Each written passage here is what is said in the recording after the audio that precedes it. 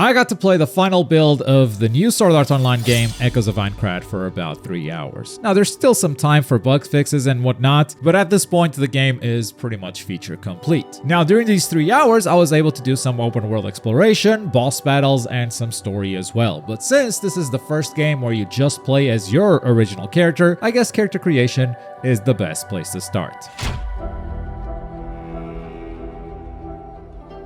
When I started messing around with the creation tools, it reminded me of Shinobi Striker right away, just with a lot more color options. Just like Shinobi Striker, there aren't that many options, but the options that exist are very good. Except for the mouth options. You see, mouths are tied to facial shapes and facial hair as well. So you can't edit those three things separately. And that also means that if you want to have facial hair, you don't have that many options at all. Overall, it's not a bad character creation system, but we've definitely seen much better, including in other Bandai games. After creating your character, you may find it odd that you don't play with that character right away. The game does something really clever here. You see, before you create your character, the game's tutorial takes place during the Sword Art Online beta test. About 1,000 players got to be a part of that before the real launch of the virtual reality game, before the whole if you die in game, you die in real life thing. It's a really good idea by the developer, and it's gonna be awesome for fans to see that for the first time.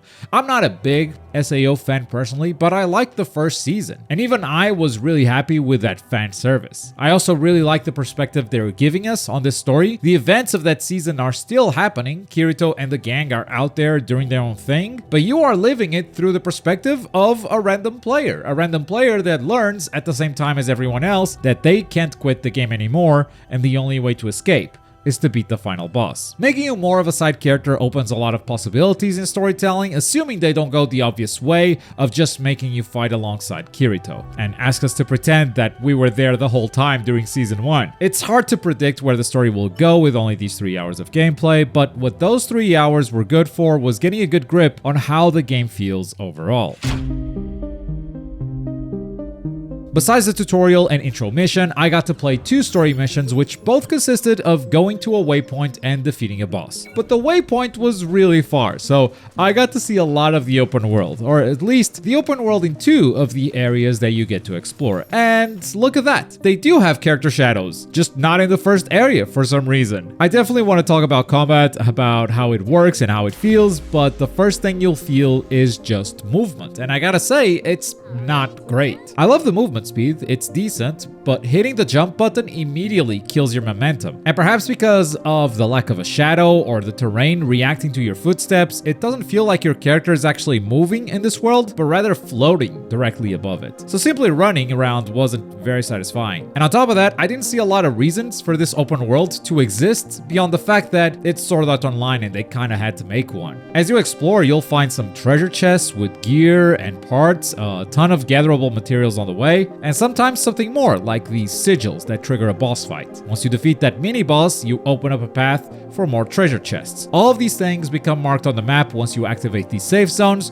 which work like a Dark Souls bonfire. They restore your health, your healing items, and respawn all of the enemies. But I found this world too big for the variety it offers. Most of the time, you're just running around with nothing to do, besides fighting the same 3 enemy types that are in each area. Once in a while, an elite enemy shows up, but even these are repeated way too often as you explore the place. The game is more beautiful than I thought based on trailers, maybe because they keep showing the first floor, which is not the prettiest, but the second floor with these sandy canyons was a big upgrade, and enough to leave me curious to see what the rest of the game looks like. So maybe there is some value to explore it there, but it still feels too big for what it offers, ends up just feeling like an empty world, or a world full of copy-pasted assets. I also found changing equipment and upgrading your character a little bit frustrating. Since I had to run across most of the map to reach the goal, I picked up some equipment upgrades along the way, but the game doesn't let you equip anything unless you return to town. And if you want to return to town, the quest is actually abandoned, so that just felt like a very odd decision. Like the equipment I just got, I cannot equip it before the next boss fight. I mean, you can abandon the quest and accept it again. The safe zones act as fast travel points, so you don't have to run all the way again. But at this point, why not let us upgrade in the safe zones themselves? Very odd design decision for sure. As far as combat goes though, the Dark Souls influence is very present, but the game also does its own original thing in a couple of interesting ways. You have a light and heavy attacks assigned to R1 and R2, a dodge roll, a stamina system, very Dark Souls inspired at the start. But then you have a third bar dedicated to special attacks based on the weapon you're using. I guess that's still a little Dark Souls though. But these specials do feel more anime than Souls. Plus, there's a big emphasis on your companion. As you play through the game, you'll meet different characters that you can choose to bring as companions on your quests, and they drastically change your moveset. 2 out of your 5 specials are actually your partners, and they vary from damage to healing to support abilities. Even the actions you do after a perfect parry or a perfect dodge depend on the partner you choose for each mission.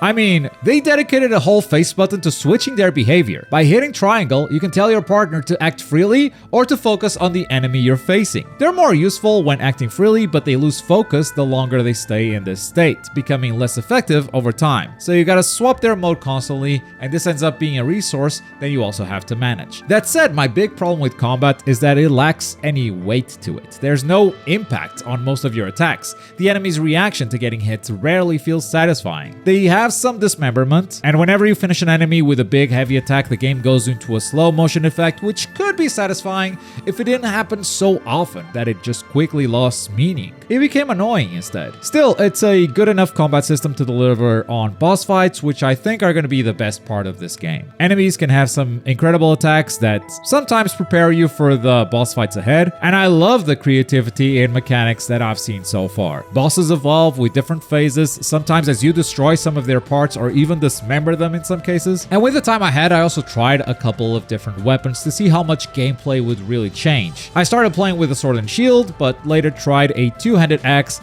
and that didn't feel very different, to be honest. Something that could change with more hours of gameplay as I specialize more and more, but it didn't change how I approached combat at all during my preview. The biggest change I felt was when I equipped a dagger, and suddenly my dodges were no longer rolls, but these very fast dashes. I'm unsure if this is tied to the weapon or some kind of weight stat though, something to discover in the final game, I suppose. That said, the game is hard. At least I found the boss fights to be really challenging, though I did talk to some other people that tried this preview, and apparently the partner I had by default, Yori, would just do a great job of healing me. Shame on me for trying other partners, I guess. But if anything, that is a testament to how significant your choice of partner can be in this game. The game has 4 difficulty options plus a permadeath mode for full immersion. If you die in-game, you die in-game and they delete your save file. And I think this mode is gonna make the whole game a lot cooler. Unfortunately, it's something that you only unlock after you beat the game once, or if you decide to buy the most expensive version of this game, which if you ask me, is a great way to self-sabotage.